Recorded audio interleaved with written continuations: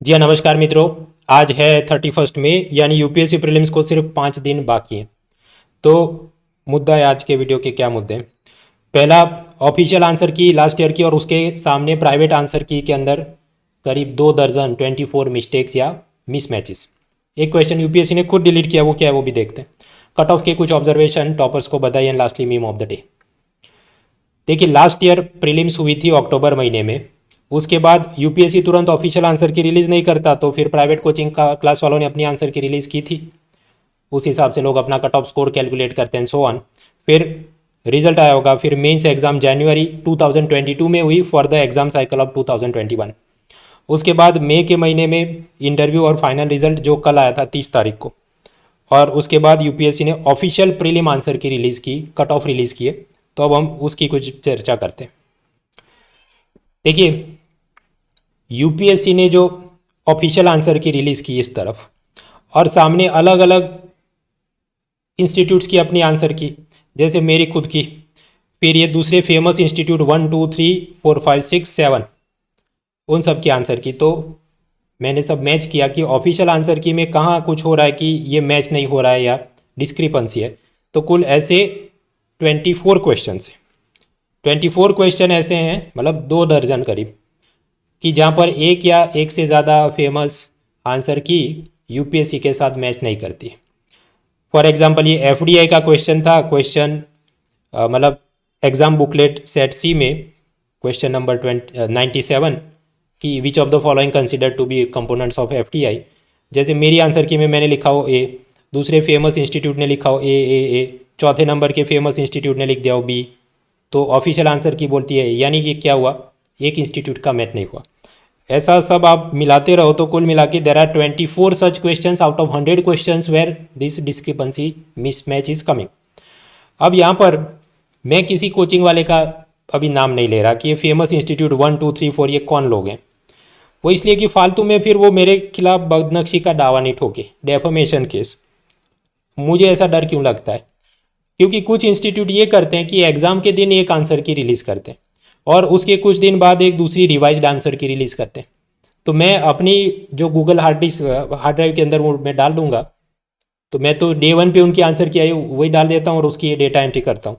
तो बाद में वो फिर अपनी बदल दे और फिर कहना ये तुम हमको बदनाम कर रहे हो, तो आई डोंट वांट दैट।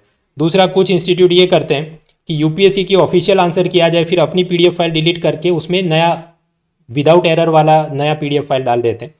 तो फिर अभी मैं क्या उनका सब फॉरेंसिक बन के लड़ाई करने बैठूँ, that is not my objective. तो इसलिए मैं नाम नहीं ले रहा कौन से इंस्टीट्यूट का कितना गलत है। थर्ड रीज़न, कुछ तो ऐसे क्वेश्चन है कि जहाँ सारे कोचिंग वालों की आंसर की एक समान है, लेकिन यूपीएससी अपने अलग दिमाग से गई और उसने कुछ और ही आंसर दे दिया, जैसे ईपीएफओ कैजुअल वर्कर को मिलता है कि नहीं। अब उसमें जब सब एक तरफ हैं और यूपीएससी एक तरफ है, तो क्या ही दूसरे कोचिंग वालों को उसमें क्रिटिसाइज करना, किसी एक कोचिंग वाले की गलती नहीं है।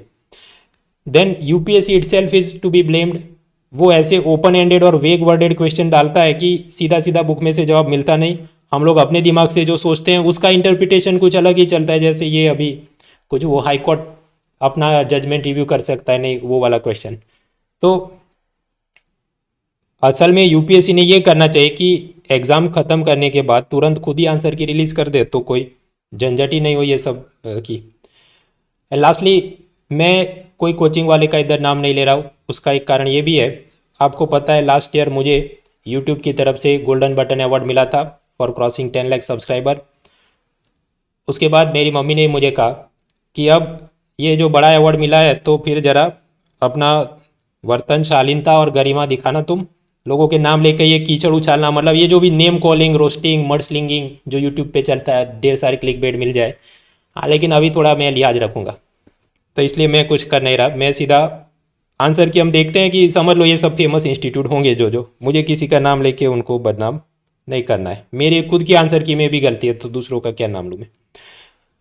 अभी monal.org/prelims ये वाले पेज पे आप जाइए और वहाँ पर आप स्क्रॉल डाउन करें तो आपको 2021 के आंसर की मिलेगी। उसमें मैं last look at last prelim हमने देखा था, वो सब पॉलिटी एनवायरनमेंट सब किया। 2 वीडियो बाकी हैं, वो भी मैं कल तक में डालने की कोशिश करता हूँ। उसमें मैंने ये 2 आर्टिकल डाले, एक है सेक्रेड कट ऑफ्स और दूसरा है 2 डजन मिसमैचेस इन प्रीलिम आंसर की। तो ये वाला मैं साइड में खोल लेता हूँ। ओके, अब ये आ गया आर्टिकल। अब वैसे तो आप इसको रीडर व्यू में देख सकते हैं, रीडर व्यू में आप देखेंगे ऐसा क्लिक करके तो ये ऐसा दिखता है, but there is a problem, उसमें आपको कलर्स दिखेंगे नहीं। यहाँ पर मैंने 2 कलर से चीज़ों को हाईलाइट किया है। मान लीजिए कोचिंग वाले बोल रहे हो कि ये आंसर है, तो मैंने उसको येलो में किया, और अगर यूपीएससी का ऑफिशियल आंसर उसके अलग हो तो मैंने उसको ग्रीन में हाईलाइट किया है। So like that I have prepared this. तो उसे रीडर व्यू में आप देखेंगे ब्लैक एंड वाइट में तो इफेक्ट आती नहीं है, इसलिए ये वाले में मैं इस डिफ़ॉल्ट व्यू में हम लोग इसे देख रहे हैं। अब मैं इसे थोड़ा और जूम इन कर दूं आपको पढ़ने में सुविधा रहे। हाँ, तो कुल मिलाकर there are 24 such question, economy, environment, geography, history, person in news, polity वगैरह बहुत सारा।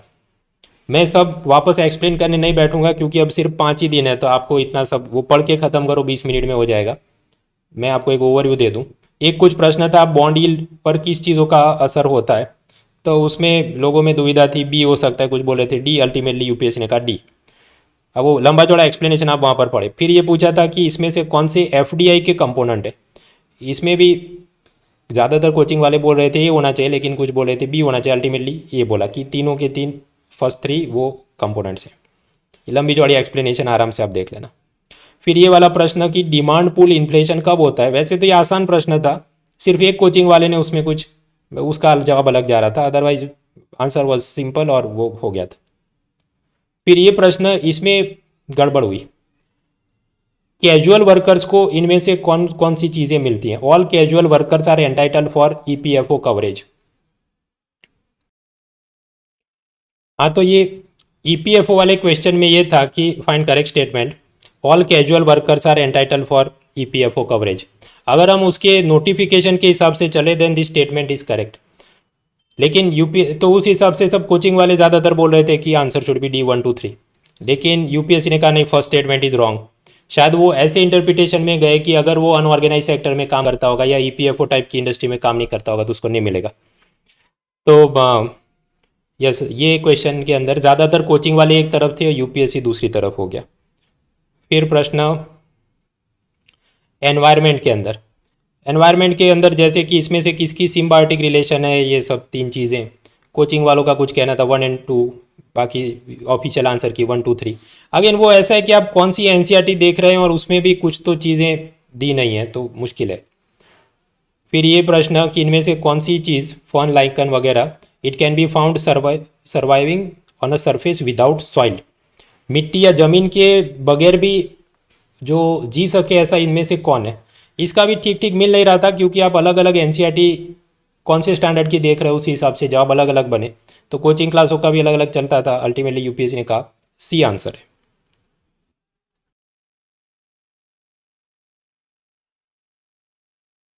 उसके बाद मैग्नेटाइट पार्टिकल्स वो कहाँ से निकलते हैं, ब्रेक मोटर व्हीकल के ब्रेक में से, इंजन में से, माइक्रोवेव में से, पावर प्लांट में से, टेलीफोन लाइन में। एक तो ये रूटीन बुक्स में दिया नहीं है, कौन सी वेबसाइट से आप सर्फ करो और सर्च करो उसी हिसाब से जवाब बदल जाता था, तो सब कोचिंग वाले अलग अलग चलते थे। कुछ गेस्ट मास्टर्स ये भी कहते थे कि डी आंसर होना चाहिए क्योंकि साइंस का क्वेश्चन है। भाई ऐसा कुछ नहीं, यूपीएससी ने कहा B should be the answer, B for Bombay. तो फिर ये प्रश्न why there is a concern about copper smelting plants, उसमें भी कोचिंग वालों का अलग अलग चलता था, लेकिन अल्टीमेटली यूपीएससी ने कहा बी इज़ द आंसर। तो मतलब इधर वो जो कुछ गैस मास्टर बोलते हैं कि देखो इधर लिखा है lethal quantity of carbon monoxide, तो लीथल क्वांटिटी इतना तो ज़्यादा पैदा नहीं करता होगा, इसलिए फर्स्ट स्टेटमेंट इज रॉन्ग, तो उस हिसाब से जवाब होना चाहिए बाय एलिमिनेशन मेथड बी 2 और 3। खैर, तो ये एक चीज़ हुई। फिर कुछ ज्योग्राफी के प्रश्न, उसमें आप जानते हैं ये कौन सी नदी इंडस रिवर को डायरेक्टली ज्वाइन करती है, तो उसमें नक्शा आप कितना जूम इन करके देखते हो, कैसे उसे इंटरप्रेट करते हो, उस हिसाब से जवाब बदल रहा था। तो चेनाब या सतलज लोगों में लड़ाई थी, अल्टीमेटली यूपीएससी ने कहा आंसर इज डी सतलज। ये वैसे मैंने इधर ए बी सी डी किया है, बट प्रॉब्लम इज वो सब फॉर्मेटिंग HTML में चेंज हो जाता है, मैं उसको ठीक कर सकता हूँ, लेकिन अभी क्या जल्दी से वीडियो बनाने की ये चीज़ हो तो सब वो करने में टाइम चला जाता है, so I will fix it later on. हाँ, फिर ये हिस्ट्री कल्चर के प्रश्न, अब उसमें ये निज़ामत ऑफ आर्कट और वो कहाँ से पैदा हुआ नहीं हुआ, उसमें कुछ कोचिंग क्लास वाले 1 2 की अलग चल रही थी, यूपीएससी ने कहा जवाब है बी।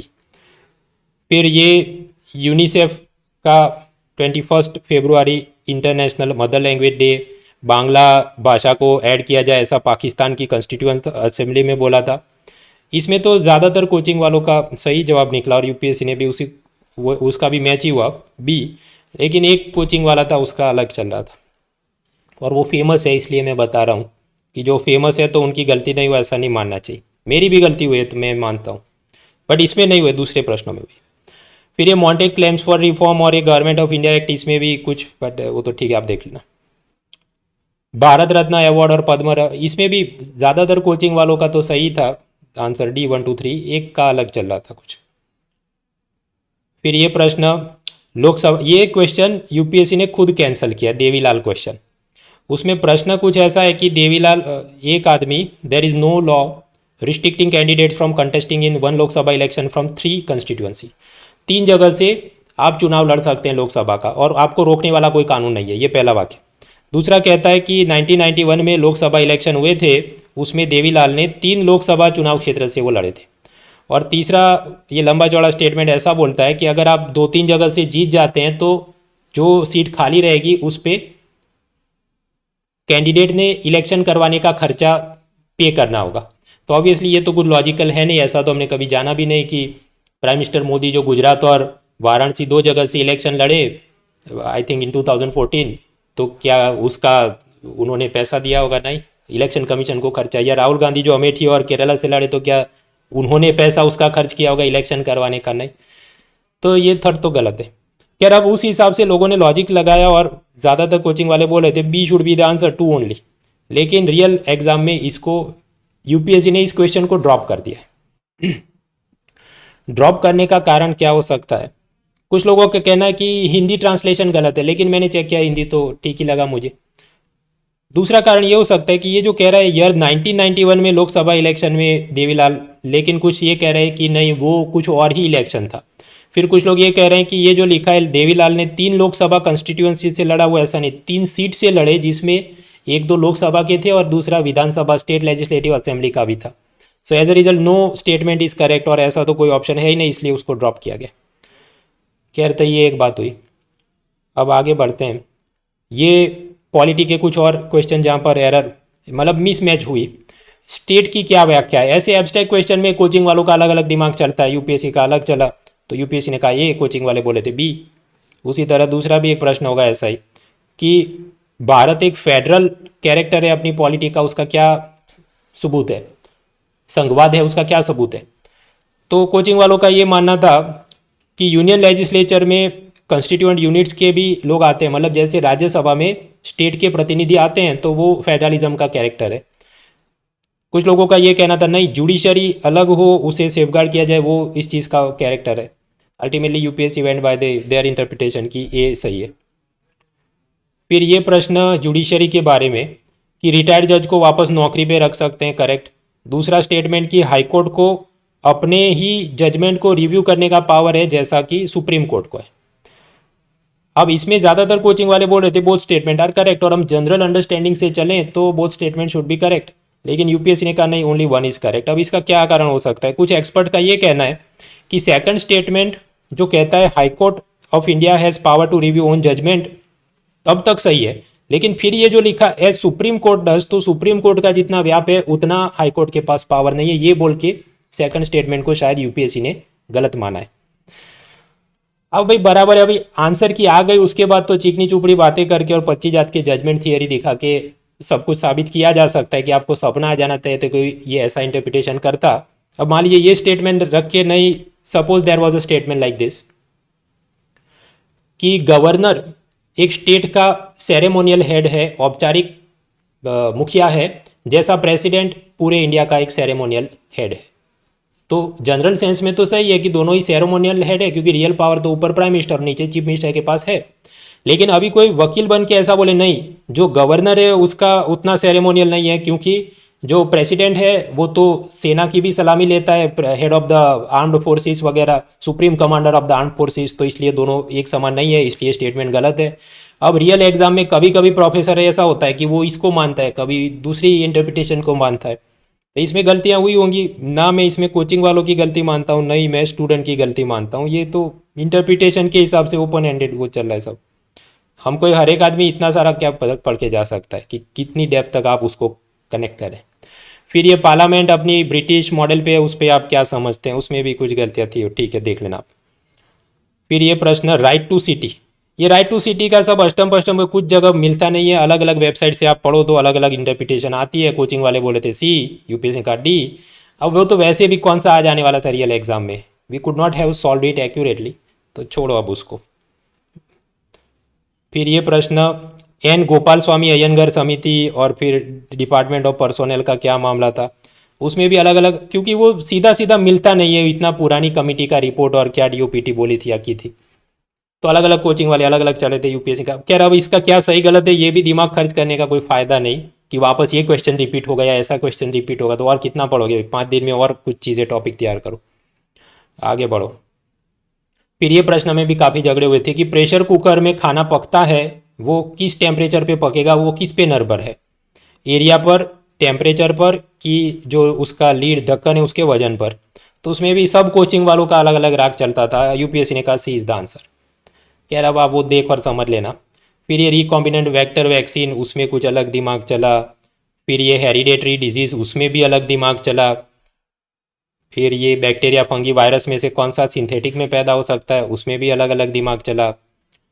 फिर ये सोडियम लैम्प, और उसके अंदर भी एक आध कोचिंग क्लास थोड़ा अलग गया, बाकी सब तो करेक्ट ही थे 1 और 3। तो ये सब ऐसे प्रश्न, ये कुल मिलाकर देर आर 2 डजन क्वेश्चन 24, जहाँ पर आंसर की अलग अलग कोचिंग वालों की, एक या ज़्यादा कोचिंग वालों की मैच नहीं हुई, एक बात। एंड एक प्रश्न जो यूपीएससी ने खुद डिलीट किया, जो देवीलाल वाला था।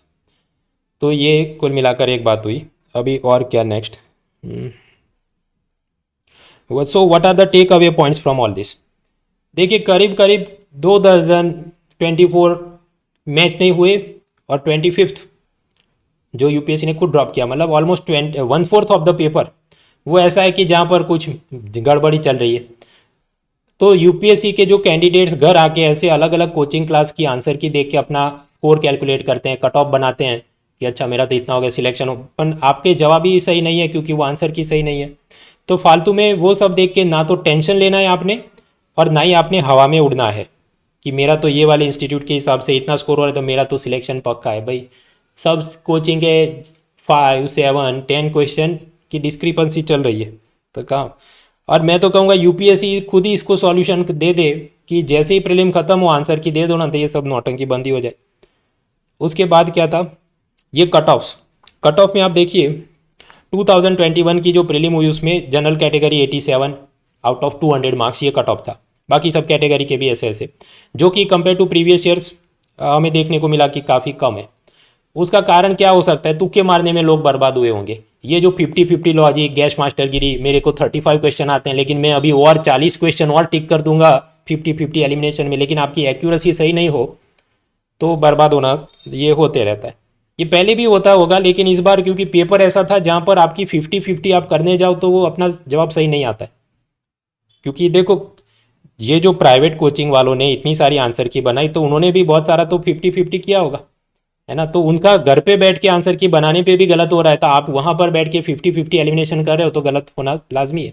तो थोड़ी एक्यूरेसी बढ़ाइए, फालतू के रिस्क मत लीजिए।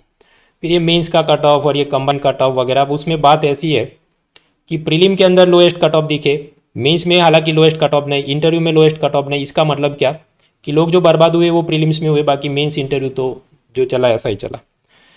हाँ तो ये हुआ एक तो mismatch, cut off observation. Third topic is toppers को बधाई।